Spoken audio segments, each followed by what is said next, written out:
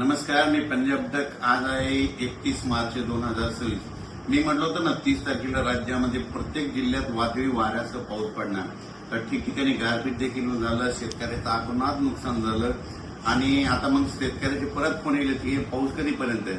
तर राज्यातल्या सर्व शेतकऱ्याला सांगू इच्छितो की त्या मागील अंदाजात सांगितलं की राज्यामध्ये 3 तारखेपासून 3 एप्रिलपर्यंत पाऊस पडणार आहे. तर सांगायचं झालं तर 31 तारीख, 1, 2, 3, 4 एप्रिल आणि 5 एप्रिलपर्यंत राज्यामध्ये असंच अवकाळी पावसाचा सावट राहणार आहे. म्हणून हा अंदाज सर्व शेतकऱ्यांनी लक्षात घ्यायचा. मग सांगायचं झालं तर आज देखील म्हणजे आज 31 मार्चला देखील आज देखील मराठवाड्यामध्ये विदर्भामध्ये आज देखील पाऊस पडणार आहे.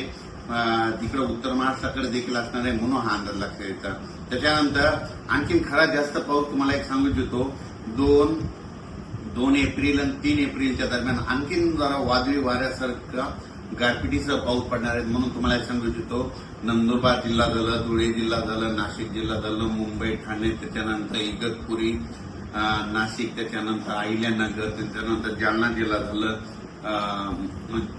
जिल्हा झालं, संभाजीनगर झालं, जळगाव जिल्हा झालं, धुळे, नंदुरबार, जळगाव, बुलढाणा जिल्हा, अकोला जिल्हा, अमरावती, वर्धा, नागपूर, भंडारा, गोंदिया, चंद्रपूर, यवतमाळ, वाशिम, हिंगोली, नांदेड, परभणी, लातूर, बीड, धाराशिव, त्याच्यानंतर जालना, त्याच्यानंतर अकोला, अमरावती ह्या पट्ट्यात आणि त्याच्यानंतर इकडं साताऱ्यापासून म्हणजे कोल्हापूर, सातारा तसेच पुणे ते तसा पट्टा संगमनेर, अहिल्यानगर, जळगावपर्यंत चांगल्या स्वरूपाचा पाऊस पडणार आहे. काही ठिकाणी खूप गारपीट पाहायला भेटणार आहे. गारपीट देखील होणार आहे. म्हणून ज्यांचं कांदा असेल, गहू असेल त्यांनी काळजी करून घ्यावी. या पावसामध्ये विजेचं प्रमाण जास्त आहे. म्हणून शेतकऱ्यांनी झाडाखाली थांबू नये. आपली पाळीव प्राणी पशुधन झाडाखाली बांधू नये. म्हणून हे देखील सर्व लक्षात येतं. म्हणजे 4 तारखेपर्यंत 4 एप्रिलपर्यंत राज्यात असंच अवकाळीचं दररोज वेगवेगळ्या जिल्ह्यात वेगवेगळ्या विभागात पाऊस पडणार आहे. म्हणून हा अंदाज लक्षात यायचा. आणि 5 एप्रिलला फक्त नागपूरमध्ये वर्धा, भंडारा 5 तारखेला तिकडं जाईल आणि 6 तारखेपासून राज्यातलं वातावरण कोरडं होईल. म्हणजे 6 एप्रिल नंतर राज्यात कोरडा हवामान होणार आहे. म्हणून हा अंदाज सर्व शेतकऱ्यांना लक्षात येतं. पण आणखीन पण 31, 1, 2, 3, 4 तारखेपर्यंत 5 दिवस पावसाळ्यासारखा पाऊस पडणार आहे. खूप ठिकाणी गारपीट होणार आहे. काही जणांना म्हणजे आतापर्यंत गारपीट ज्या भागात झाल्या तिथं देखील गारपीट पाहायला भेटणार आहे. म्हणून हे अंदाज सर्व शेतकऱ्यांना लक्षात येतं.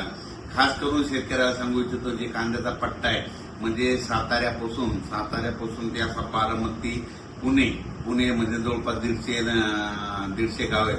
तर पुणे असा कोकणपट्टी, त्याच्यानंतर अहिल्यानगर, बीड जिल्हा, संभाजीनगर, इकडे नाशिक, जळगाव ह्या पट्ट्यामध्ये जरा जास्त गारपीट होणार आहे.